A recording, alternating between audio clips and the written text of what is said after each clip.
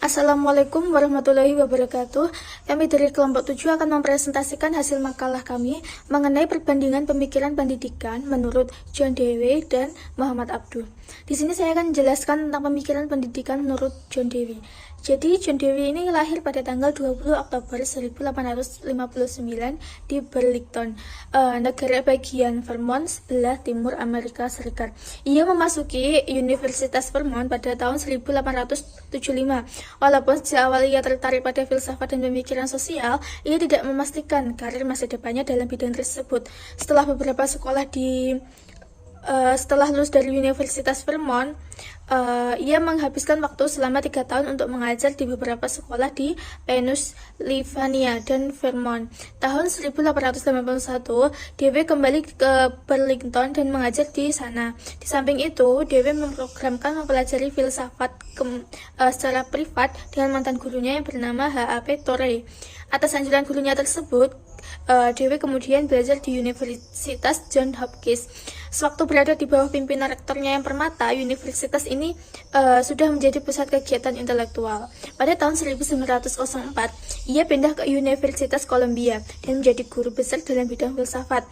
Di tempat ini, ia mendapat penghormatan tertinggi atas reputasinya sebagai pakar filsafat, pendidikan, penulis, dan pemerhati sekaligus praktisi masalah-masalah kemasyarakatan.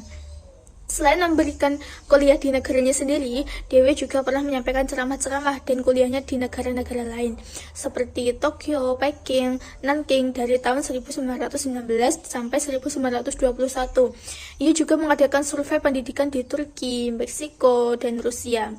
John Dewey ini meninggal di New York pada tanggal 1 Juli 1952. Dewey banyak menuliskan dan meninggalkan hasil karya-karyanya yang sampai sekarang masih menjadi kajian dan dipelajari banyak orang, baik pada bidang pendidikan maupun bidang filsafat.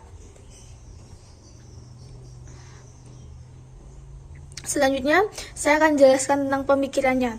Jadi, pandangan-pandangan John Dewey terhadap pendidikan secara umum adalah upaya redefinisi pendidikan dan tujuan umum pendidikan itu sendiri.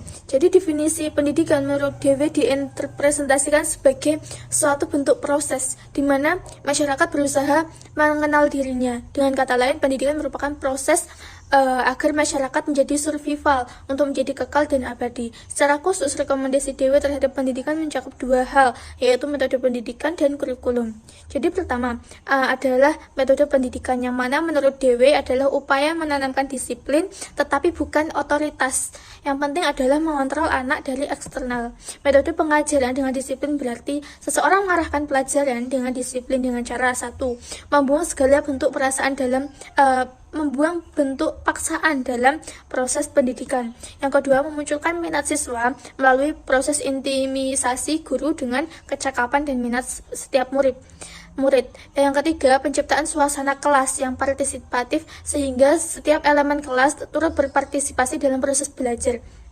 Rekomendasi kedua yaitu kurikulum, di mana menurut Dewey, kurikulum tergantung pada definisinya tentang pendidikan dan pandangannya tentang tujuan pendidikan. Adapun tujuan pendidikan adalah meningkatkan lembaga-lembaga yang membentuk masyarakat, sedangkan isi pendidikan adalah mata pelajaran yang memberikan impuls kepada anak didik. Isi tersebut meliputi manajemen dan pelaksanaan semua materi pelajaran. Terima kasih. Saya akan melanjutkan dari presentasi Soekarno media, yaitu pemikiran pendidikan Muhammad Abduh. Muhammad Abduh lahir pada tahun 1849 Masehi. Nama lengkapnya Muhammad bin Abduh bin Hasan Khairullah. Lahir di desa Mahalat Nasa di daerah Mesir. Pada usia 10 tahun, pendidikan pertama yang Muhammad Abduh terima adalah belajar menulis dan membaca di bawah bimbingan orang tua. Pada tahun 1862, ia dikirim orang tuanya di perguruan agama Masjid Ahmadiyah Tanta. Pada tahun 1864, ia pun memutuskan untuk kembali ke kampung halamannya bertekad membantu orang tua bertani.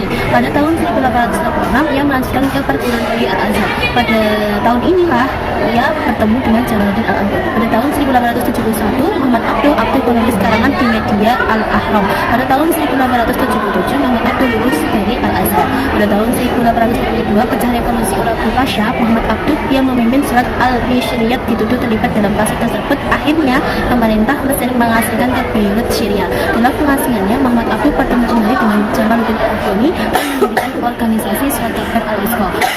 Penerbitan Surat Kabar ini mendapat larangan dari Inggris, Prancis, dan Belanda. Akhirnya pada tahun 1895 Muhammad Abduh meninggalkan Paris dan kembali ke Beirut. Pada tahun 1894 Abduh diangkat menjadi anggota majelis dari Al-Azhar. Sebagai anggota majelis, Muhammad Abduh banyak memberikan perubahan-perubahan dan perbaikan ke dalam tubuh Al-Azhar.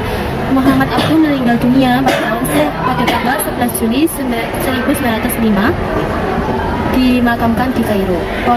Pokok pemikiran Muhammad Abduh dalam bidang teologi terdapat dalam kitab Risalah Tauhid. Yang pertama tentang kuasa iman, yang kedua sifat Tuhan, yang ketiga perbuatan wajib Tuhan mengatur alam, yang keempat konsep keadilan Tuhan, yang kelima konsep kekuasaan dan kehendak Tuhan, yang keenam manusia diberi kehendak dan kebebasan untuk berkehendak dibekali akal, yang ketujuh dengan akal dapat diketahui adanya Tuhan dan sifatnya hidup di akhirat, kewajiban dari Tuhan dan sebagainya. Dalam bidang politik dan kenegaraan, Abduh berpandangan bahwa pembaruan negara dapat dicapai melalui pembaruan umat. Abduh tidak menghendaki jalan revolusi, akan tetapi evolusi. Maka Abduh menyarankan untuk kembali pada Al-Quran dan hadis. Sistem pendidikan yang melatar belakangi pemikiran pendidikan Muhammad Abduh, ia hanya menekankan perkembangan aspek intelektual dan mewariskan dua tipe pendidikan pada masa berikutnya. Model pertama yaitu sekolah modern dan model kedua yaitu sekolah agama. Dualisme pendidikan yang menunjukkan dua kelas sosial yang berbeda. Yang pertama, sekolah menghasilkan ulama dan tokoh masyarakat yang akan menerima perubahan dan mempertahankan tradisi. Yang kedua, sekolah menghasilkan kelas elit. Abduh melihat segi negatif dari dua model pendidikan tersebut, sehingga mendorongnya untuk mengadakan perbaikan pada dua instansi tersebut. Yang pertama, tujuan pendidikan, yang kedua, kurikulum sekolah, yang ketiga, metode pelajaran, yang keempat, pendidikan bagi perempuan. Pemikiran Muhammad Abduh tentang pendidikan dinilai sebagai awal dari kebangkitan umat Islam pada abad ke-20. Pemikiran Muhammad Abduh disebarluaskan melalui tulisannya di majalah Al-Manar dan Al-Urwah Al-Usqa, menjadi rujukan para tokoh pembaru dalam Islam. Hingga berbagai dunia muncul gagasan mendirikan sekolah-sekolah dengan menggunakan kurikulum yang dirintis Muhammad Abduh. Sekian presentasi dari kami. Kurang lebihnya mohon maaf. Akhir kalam, wassalamualaikum warahmatullahi wabarakatuh.